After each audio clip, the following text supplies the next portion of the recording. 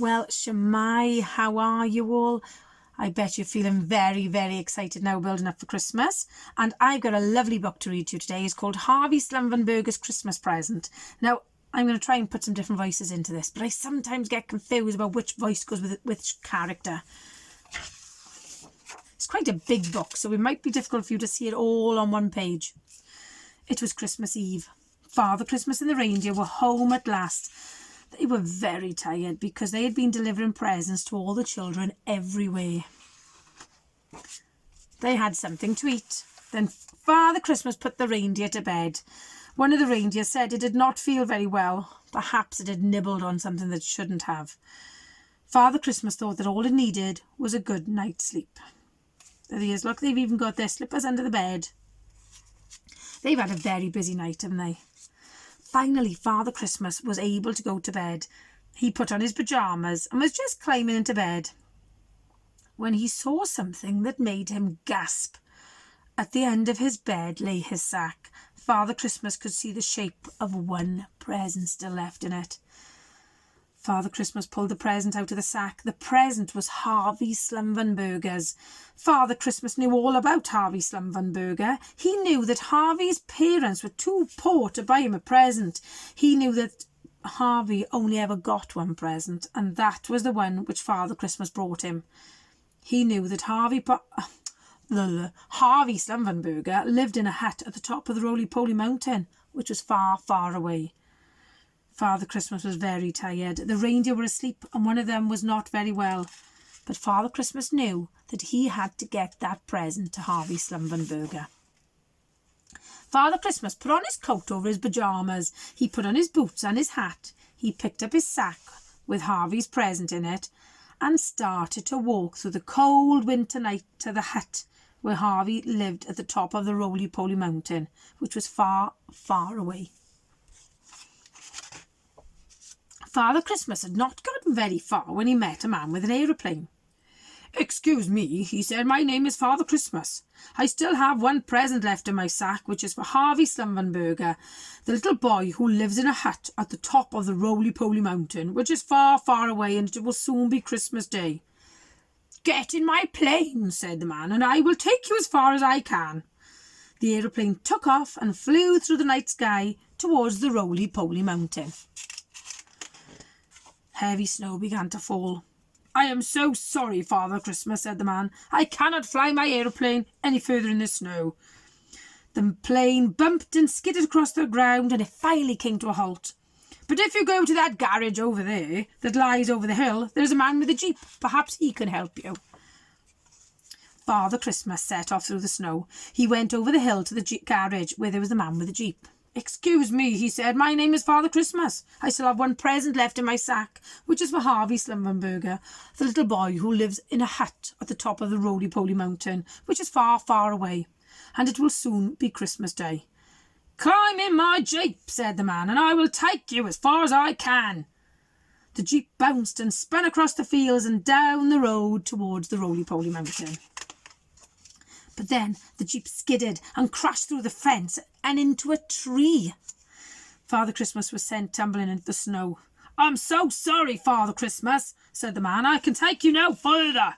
But if you go down the hill and across the river, there's a boy with a motorbike. Perhaps he can help you." Father Christmas went down the hill and across the river and met the boy with the motorbike. "Excuse me," he said, "my name is Father Christmas. I still have one present left in my sack, which is for Harvey Slumfenburger, the little boy who lives in a hut at the top of the roly-poly mountain, which is far, far away, and it will soon be Christmas Day." "We'll go on my motorbike," said the boy. "I will take you as far as I can." The motorbike roared off along the road towards the roly-poly mountain. But they had not gone very far before the motorbike slid on some ice and they both fell off. "I am so sorry, Father Christmas," said the boy. "The front of my bike is all twisted and I can take you no further. But if you go across the valley and into the woods, there is a girl who has skis. Perhaps she can help you." Wow, this is turning out to be a real journey, isn't it? Father Christmas went across the valley and into the woods where he found the girl with skis. "Excuse me," he said, "my name is Father Christmas." You'd think she could tell us, Father Christmas." And then he tells her that he has one present left, which is for Harvey Slumfenburger. And where does he live? At the top of the roly-poly mountain, which is far, far away, and it will soon be Christmas Day. "Stand on the back of my skis," says the girl, "and I will take you as far as I can towards the roly-poly mountain." They had not gone very far when the skis broke with a crack and they both tumbled into the snow. "Well, Father Christmas is causing some problems, isn't he?" "I am so sorry, Father Christmas," said the girl. "My skis are broken and I can take you no further. But if you go up the slope and down onto the plain, you will be near the bottom of the roly-poly mountain, where there is a climber with a rope. Perhaps he can help you." How is she getting home now? Father Christmas went up the slope and down onto the plain, where he found the climber with the rope. "Excuse me," he said. "My name is Father Christmas. I have one present left, which is for Harvey Slumfenburger, the little boy who lives in a hut at the top of the roly-poly mountain, which is far, far away, and it will soon be Christmas Day." "Hold on to my rope," said the climber, "and I will take you as far as I can up the roly-poly mountain." I think his accent changed then. They had not gone very far. Goodness me, when the rope is now broken and Father Christmas nearly fell off the roly-poly mountain. "I am so sorry, Father Christmas," said the climber, "but my rope is broken and I cannot climb any further. But if you carry up on that cliff and over those boulders, you will see a little hut to the top, and that is the hut where Harvey Slumfenburger lives. At least he's nearly there now, isn't it?" Father Christmas carried on up the cliff and over the boulders and finally arrived at the hut where Harvey Slumfenburger lived. Father Christmas climbed onto the roof and down the chimney, and he put the present in Harvey Slumfenburger's stocking. How wonderful is he? Then Father Christmas set off on the long journey home. What's he do? He's on the horse. He's on a scooter. He's on a sleigh. He's on a hot air balloon. He's on somebody's bike.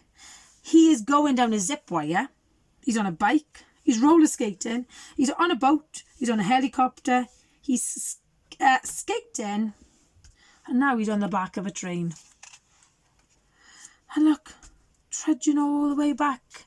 And look, he's still in his pyjamas. Father Christmas checked that the reindeer were all right and tucked up in bed, and as the sun began to rise on Christmas morning, Father Christmas climbed into bed and was soon fast asleep. In the hut at the top of the roly-poly mountain, which is far, far away, a little boy whose name was Harvey Slumfenburger reached for the stocking at the end of his bed and took out his present. I wonder what it was. Well, I'm wondering what it was now. What could it be? What do you think he had in there? Let's have a look at the shape of it.